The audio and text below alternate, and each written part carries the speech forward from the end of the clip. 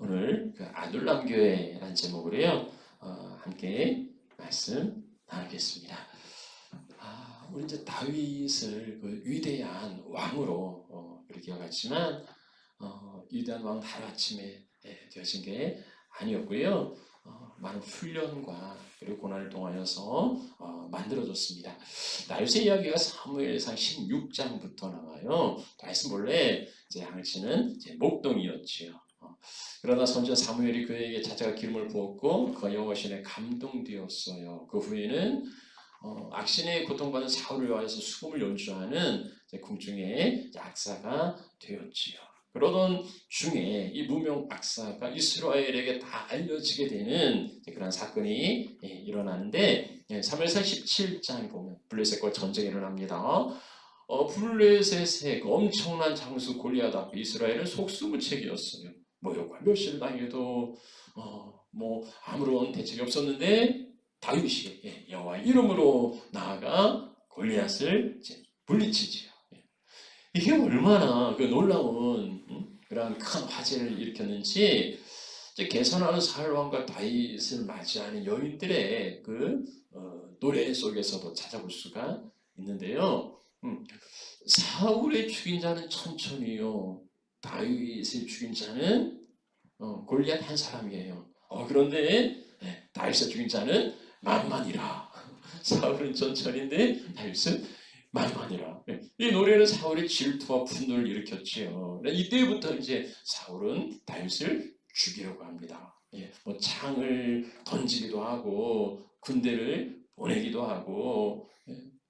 결국 다윗이 사울의 본심이 뭔가, 이게 일시적인 건가 아니면은 정말 사울 안에 자기를 죽이려는 게 있는가를 요나단 통해서 이제 파악을 하죠.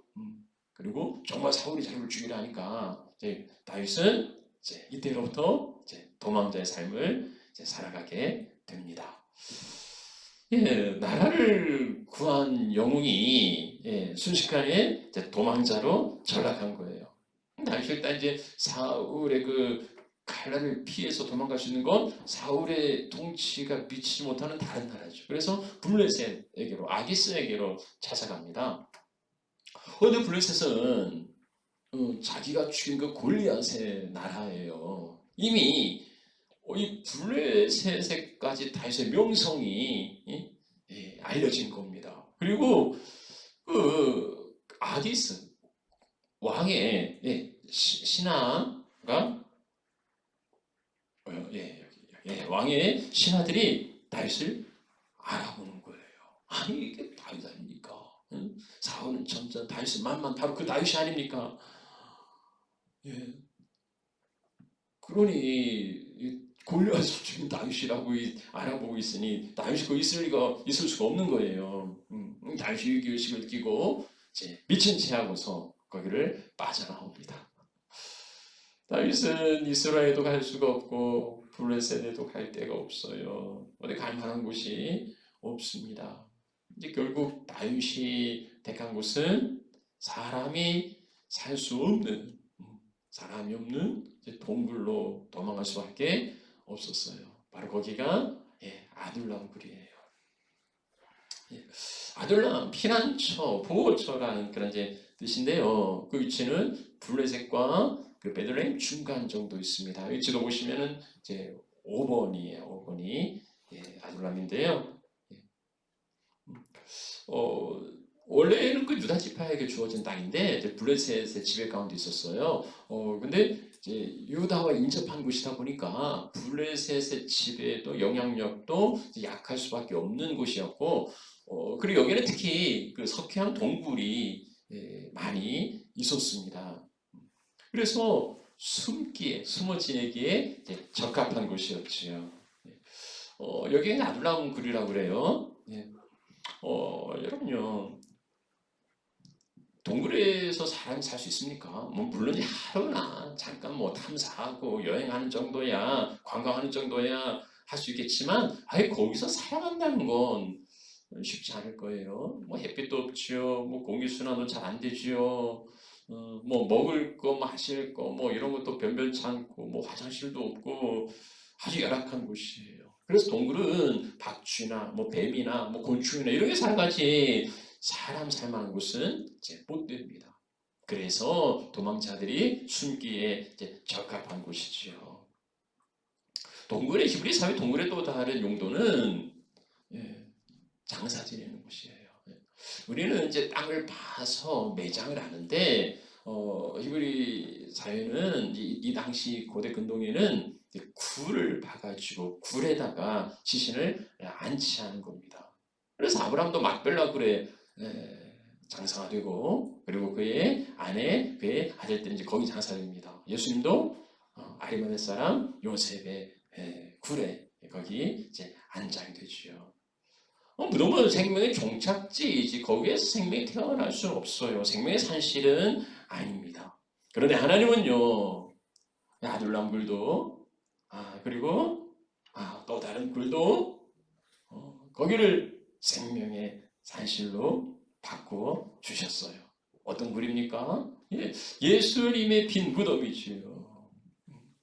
아리마대 사람 요셉의 무덤이었던 굴이었던 이곳에 예수님이 장사됩니다. 죽음으로 끝난 거 아닙니까? 그런데 이 무덤은요, 예수 부활의 증거가 되었습니다. 생명을 역사를 보여주는 그 증거가 바로 이 무덤이었던 거예요. 또 하나의 무덤은 어디입니까?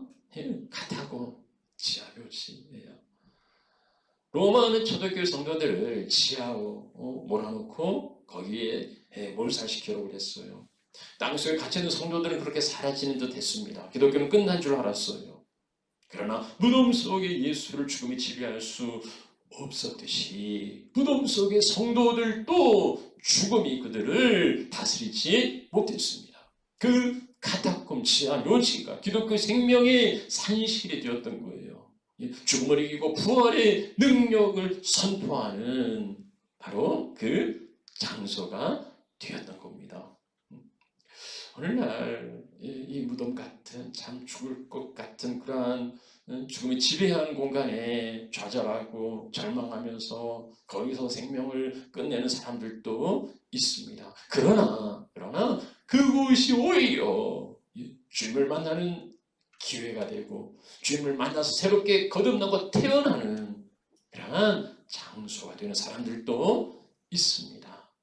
오늘요, 우리 살아가는 삶이 뭐 잘 사는 나라에 살아간다고 해서 다 잘 사는 거 아니지 않습니까? 뭐 나라가 잘 살지 뭐 내가 잘 사나요? 참 어렵고 힘들게 살아가는 분들도 까마득하고 아득한 빛이 보이지 않는 그래서 하루하루 근근하게 살아가는 분들도 어쩌면 있을지 모르겠습니다. 죽음이 지배하는 무덤이 있는 것처럼 깊은 절망의 동굴에 갇힌 것처럼 그렇게 살아가는 분들도 있을지 모르겠어요. 그러나 그곳으로 초대하신 분, 다윗을 그곳에 부르신 분은 하나님이셨고요. 거기에서 죽음으로 끝나는 역사가 아니라 거기에서 생명으로 새롭게 태어나는 생명의 역사를 보여주실 겁니다. 오늘 우리의 삶도요. 비록 바닥에 있고 동굴에 있고 무덤에 있는 것처럼 보인다 하더라도 물론 아픔이 있지요. 고통이 있지요. 그러나 그 아픔과 고통 우리를 빚어가신 주님의 손길의 증거예요. 주님이 만지시니까 아플 수밖에 없고 고통스러울 수밖에 없지만 그러나 그걸로 끝내는 게 아니고 새로운 작품으로 하나님께서 빚어주실 겁니다. 그래서 다윗같이 성숙하고 깊어지는 그러한 제 믿음의 사람들이 되시기를 축복합니다. 자, 이제 그렇게 빚어지는 건 미래고 당장은 힘들죠. 참 신세가 참 찬양하죠. 나라를 구했는데 어디 있을 데가 없어서 이 동굴에 처박혀 있는 자기의 모습이 얼마나 자 한탄스럽겠습니까? 바로 그 다윗을 찾아온 사람들이 있었습니다. 그 동굴 속에 있는 다윗을 찾아온 사람들 먼저는 이제 가족들이었지요. 1절 말씀 보면은요, 아둘람굴에 도망가니까 그의 형제와 아버지 온 집이 듣고 그리로 내려가서 그에게 이르렀다. 물론 이제 가족들이 다윗에게 올 수밖에 없는 그런 여건도 있어요. 다윗이 이제 사울에게 쫓기고 사울이 지금 수배를 내렸잖아요. 다윗을 잡으려고 지금 혈안이 되어 있잖아요. 이런 상황에 그의 형제들이 안전하게 평안하게 살아갈 수가 없었을 겁니다. 그리고 결국 이제 다윗의 형제와 아버지가 다윗을 찾아서 아두람굴로 오지요. 자, 그런데요, 참 어려울 때 힘이 되어주는 사람들, 그들이 가족 아닙니까? 예. 함께 있는 것만으로도 힘이 되고 위로가 되는 뭐 대단해서가 아니라 그냥 존재 자체가 같이 있는 것만으로 기쁨이 있고 위로가 되는 거예요. 그 자리가 부영어를 누린 자리가 아니지 않습니까? 그거 바라보고 다윗의 아버지와 형제들이 이 굴에 찾아온 건 아닐 겁니다. 어려운 자리, 힘든 자리지만은, 고난의 자리지만은, 그러나 가족들은요, 기꺼이 그것을 함께 나누지요. 그게 제 가족입니다. 지금 우리 교회도 아둘람 같은 그런 변변치 않은 교회일 수 있어요. 물론 우리는 뭐 동굴은 아닌데 반지하, 햇볕 들어오는 반지하에서 있습니다. 우리가 여기 모이는 이유가 여기가 뭐 명당이고 무슨 기적이 일어나고 아니면 떼돈 벌 수 있는 떼돈은 그 목욕탕에 가면 벌 수 있어요. 이러한 정금을 얻을 수 있는 그런 대단한 것이 아니잖아요. 그래서 모이는 게 아니에요. 그런 이유로 모이는 게 아니지요. 그래요. 모이는 건 뭐 세상에 삐까번쩍한 그런 곳이 많이 있지만, 그러면 이 누추한 곳에 찾아드는 이유는 우리 가족이니까, 하나님의 자녀된 하늘 가족이니까 모이는 거죠. 지난주에 그 감사나무를 이제 만들면서 많은 분들이 이제 감사 열매를 다 감사 제목을 적어서 이제 붙여주셨어요. 제일 많은 별을 받은 감사 열매 이단지 시상할 건데, 근데 지금 감사 제목들을 이렇게 보면서 그 나무는 치웠고 열매만 다른 채 모아두었어요. 그러니까 안 보신 분들 한번 보시면 되는데요. 마음이 참 따뜻해져요. 정말 우리가 가족이구나 하는 이제 그런 생각, 그런 느낌을 가질 수 있었어요. 그래서 좀 우리가 사랑으로 예수님의 보혈로 그거면 족한 거지요. 동굴 같은 곳이 있지만 아직 변변치 못하고 아직 대단한 게 없지만, 그럼에도 그 사랑으로 그렇게 뭉쳐가는, 그렇게 하나 되어가는 이제 그런 교회여서 감사하고 또 그렇게 만들어가면 좋겠습니다. 자, 그런데 이제 가족들끼리 모여서 우리끼리 한번 그냥 오손도손 잘 살아보세. 거기서 끝난 게 아니에요. 이 아둘람굴에 다윗을 찾아온 또 다른 사람들이 있었습니다. 그들이 누굽니까?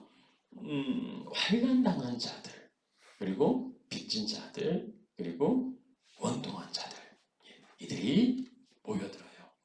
환난당한 자들, 환난 역경과 고난 가운데 있는 사람들인데, 특별히 사울의 학정으로 인하여서 어떤 그 정치적인 그러한 고통을 당하는 사람들이라 볼 수 있겠고, 빚진 자들은 빚지고 갚지 못하는, 경제적으로 이제 눌리는 사람들이지요. 특히 이제 사울의 그 학정으로 인해서, 아니면 그 제주의 그 이자로, 강압적 이자로 인해서 경제적으로 눌리고 고통당하는 사람들, 빚진 자들이에요. 그리고 마음이 원통한 자들, 원통하다, 그 인생의 쓴맛을 경험하고 있는 사람들, 심적으로, 영적으로, 육적으로 상처 입고 고통당하는 사람들, 이들이에요. 유유상종이라는 말이 있는데, 지금 다윗은 자기 코가 석자예요.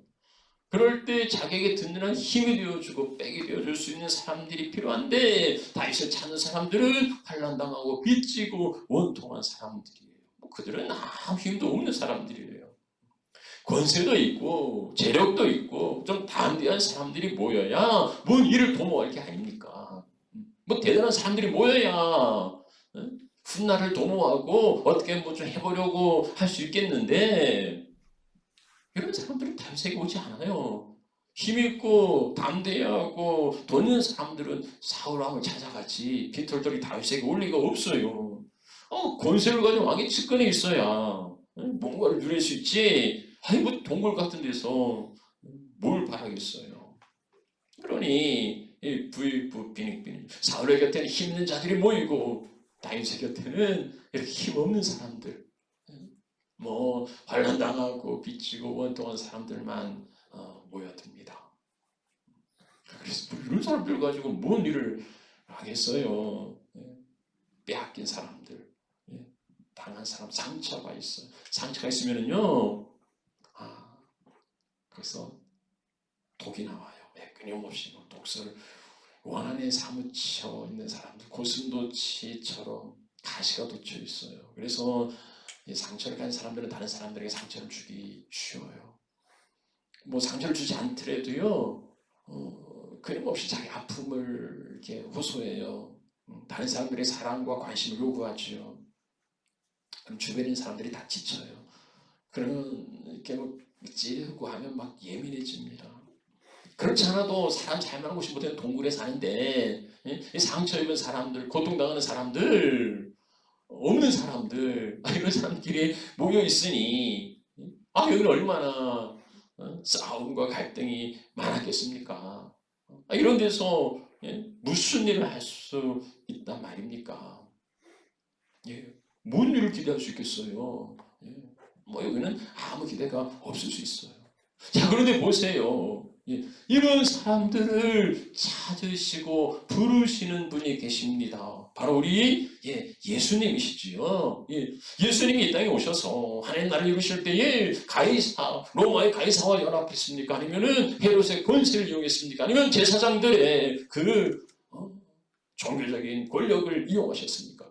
아니에요. 예수님 그러지 않았어요. 이들은 다 물리치시고 이들은 다 배척하셨단 말입니다. 그리고 누구를 부르십니까? 예수님이 찾으는 사람들은요, 나는 의인이 아니고 죄인을 부르러 왔다고 말씀하세요. 그래서 예수님 주변에는 뭐 세리, 뭐 장기들, 뭐 병자들, 뭐 이런 사람들만 몰려들지 않았습니까? 수고하고 무거운 짐진 자들아 내게로 오라. 주님은요, 수고하고 무거운 짐진 자들, 어찌할 수 없어 쓰러지고 넘어진 사람들, 그들을 부르시는 거예요. 상처투성이 인생들, 도저히 손쓸 수 없는 절망적인 인생들을 주님은 찾고 그리고 부르십니다. 예수님이 찾으시는 사람들은요, 세리와 죄인들 같은 그런 사람들이었어요. 거기가 아둘람 공동체지요. 환난당하고 빚지고 마음이 원통한 사람들이 모여들었습니다. 오늘날 우리 예수 공동체인 교회는 어떻습니까? 오늘날도 그런 사람들이 찾을 수 있는 아둘람, 그야말로 피난처, 보호처가 되고 있습니까? 오늘날 교회는 그 역할과 사명을 바르게 감당하고 있습니까? 어떤 술 취한 사람이 교회를 찾아왔습니다. 뭐 믿음이 있어서인지 아니면 뭐 술 취하는 건지 교회를 찾아서 막 문을 두들겨요.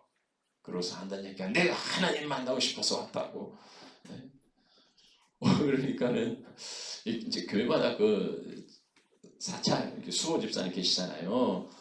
수호 집사님이 나와서 다급하게 단호하게 이야기합니다. 우리 교회는 그런 분 안 계십니다. 라고 그랬다죠. 술 주장하는 사람 돌려보내라고 하는 소리겠지만, 그런데 이건 하나님 만나러 왔는데 우리 교회 그런 분 안 계신다고 하면 하나님 어디서 만날 수 있는 겁니까? 참 황당한 이야기 아니겠습니까? 어떤 가난한 교인이 카톡에 이런 글을 올렸다고 그래요. 하나님을 떠날 수 없어서 교회를 떠나기로 했다. 이게 뭐 황당한 이야기입니까? 이게 말이 되는 소리입니까? 아니, 하나님을 떠날 수 없어서 교회를 떠난다고요. 하나님 떠날 수 없어서 내가 교회로 돌아왔다고 해야 말이 되는 거잖아요. 하나님을 떠날 수는 없고 그래서 교회를 떠날 수밖에 없다고. 그 교회는 하나님 계신 게 아니라고. 그런 의미 아니겠어요? 이런 이야기를 들으면요 마음이 참 아파요. 도대체 오늘날 교회는 어떤 교회가 되어야 하는지 생각과 의식이 있는 건지 싶은 거지요. 복귀데이터 연구소가 한국교회 트렌드를 분석한 한국교회 트렌드 2023을 발간했습니다. 이제 그 통계 자료를 가지고서 지난 그 상반기 그 통계 자료를 가지고서 한국 교회 모습을 진단하고 그리고 어떻게 되어질 거라는 예측하면서요 10가지 그 트렌드를 그 키워드로 제안했습니다. 그 첫 번째가 플로팅 크리스천이에요. 플로팅 이제 붕 떠 있는 유동하는 그런 크리스천들이죠. 한 2년 계속되는 코로나 기간 동안에 상당히 많은 크리스천들이 이제 그 현장에 나갈 수 없었고 그래서 이제 온라인이나 방송을 통해서 이제 예배를 하는데 다 교회들마다 거의 모든 교회들이 다 이제 온라인 서비스를 제공하지 않았습니까? 근데 예배를 드리는 사람들이요 한 교회에서 예배하는 게 아니고 이 교회 저 교회 떠돌아다니는 거예요. 또 거기서 집중하는 거 잠깐 봤다가 또 옮기고 떠돌아다니는 크리스천들. 소속감이 없어요. 소속감이 없으면 책임감도 없어요. 왜 크리스천들이 교회를 떠돌아다니고 있습니까? 어느 한 곳에도 마음 두지 못하고 어느 한 곳에 정착하지 못하고 왜 그렇게 메뚜기 마냥 유목민 마냥 그렇게 방황하고 있습니까? 어제 오늘 이야기는 아니었지요. 이전에도 이 지역에도 교회를 이렇게 떠돌아다니는 분들이 없지 않았습니다. 그런데 이 코로나를 거치면서 이제 한국계 트렌드 내년도에 이런 일들이 일어날 거라고 그 플로팅 크리스천들이 더 이제 많아질 거라고 그게 하나의 현상으로 자리 잡고 있다는 거예요.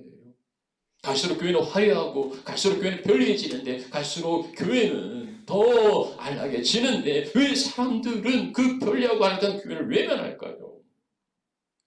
혼란당하고 빚지고 원통한 사람들이 마음 둘 곳 없어서 상처 입은 사람들이 세상에서 고통받는 사람들이 그 마음 둘 곳 없어서 떠돌아다닌다면 사람들이 교회를 잃어버렸다기보다는 교회가 그 본질을 잃어버린 건 아닙니까?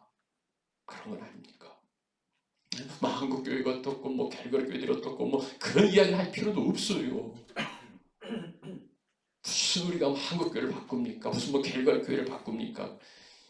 그런 이야기 할 필요도 없는데 우리는요 이 작은 우리는 어떠냐는 거지요. 하나님의 마음과 관심 있는 그들에게 우리의 마음도 있는지 원통하고 억울하고 상처당한 사람들이 찾을 만한 그런 자리가 우리에게 있는지 하나님 누구에게 마음이 있고 하나님 누구를 찾으십니까? 하나님 마음이 상한 자를 가까이 하시고요 통회하는 자를 구원하신다고 말씀합니다. 여호와의 영이 내게 임하셨다 하시면서요 찾아가는 곳은 어디입니까? 가난한 자에게 마음 상한 자에게 포로된 자에게 갇힌 자에게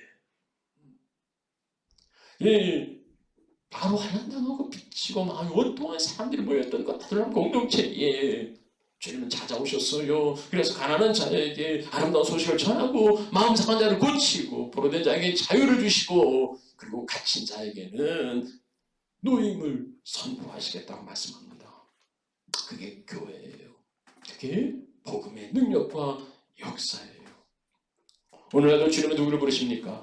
바울은 그 부르심을 보라고 말합니다. 지혜로운 자도 많지 않고 능한 자도 많지 않고 문벌 좋은 자도 많지 않다고 말합니다. 천하고 멸시받고 없는 자들을 택하시고 그들을 통하여서 있는 자들을 부끄럽게 하신다고 말씀합니다. 예, 하나님의 시작은 늘 이렇게 작은 곳에서부터 시작되었습니다. 세상에 미련한 것들, 자는 것들, 멸시받는 것들, 없는 것들을 택하시고 강한 자들, 지혜로운 자들을 부끄럽게 하시는 게 하나님의 구원 역사였습니다. 아둘람굴의 그 한을 품고 상처투성이고 거칠고 그래 정돈되지 않은 그 오합지졸을 믿음의 용사로 훈련시키시고 위대한 일꾼으로 세워 가십니다. 오늘 우리가 비천하고 연약하고 원통하고 빚진 자일지는 모르지만 그러나 위대하신 하나님은 우리를 고치시고 그리고 바꾸시고 우리를 사용하셔서 그 상처당한 자들, 고통당하는 이웃들을 돌볼 수 있는 믿음의 용사들로 세워주실 줄 믿습니다. 아멘. 이 지옥 같은 이 아둘람굴이요 결국은 그렇게 끝나는 게 아니고 여기 잘 이제 사무엘상 한 23장에 보면 그 거의 그 끝자락에 보면 다윗의 용사들의 이름이 나와요. 예, 뭐 정말 대단한 끝까지 다윗과 함께했던 압살롬의 그 반역이 있었죠. 예, 그 과정에서도요 다윗과 함께했던 이 사람들, 뭐 요압도 그렇고 나단 선지자, 갓 선지자 다 그러죠. 이 아둘람굴에서 함께 있었던 사람들이에요. 다윗 왕국의 모판이 되었던 거죠. 그 열악하고 어려운 그 환경을 하나님은 못자리로 사용해 주셨던 겁니다. 말씀 마무리하죠. 아둘람 굴이에요. 사람 잘 많은 것도 아니고 죽은 자들이나 장사 지내는 뭐 박쥐나 뱀이나 살아가는 그러한 무덤 같은 곳이었지만 하나님 그곳을 생명의 산실로 바꾸어 주셨어요. 그게 복음의 능력이고 기독교의 생명이 거기에 있습니다. 근거는 내게 없어도 예수 그리스도의 이름의 능력으로 그 고통당하고 없는 자들을 자유케 하고 노임을 주는 거예요. 다윗의 가족들이 모여들었고 환난당하고 빚지고 원통한 사람들이 몰려들었습니다. 다윗의 리더십이 대단해서 이들을 바꾸었겠습니까? 그런 거 아니에요. 하나님의 은혜로 빚어주신 거죠. 근거는 사람을 변화시킬 수 없어요. 그러나 하나님의 말씀은 복음은 사람을 변화시킵니다. 이게 우리의 믿음 아닙니까? 하나님의 사랑은 그 사랑으로 부을 때 그 상처가 치유되고 그 아픔이 고침을 받고 묶였던 자들이 노임을 얻는 그게 하나님의 사랑이 아니겠습니까?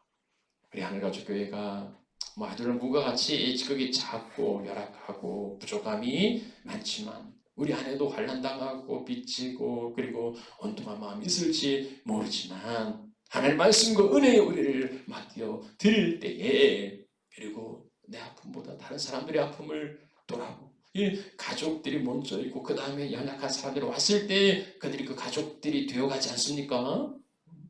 다른 사람의 아픔을 돌아보고 주의 사랑으로 보듬어 안아줄 때에 우리 안에 또 놀라운 치유와 그리고 회복의 역사를 경험하게 될 겁니다.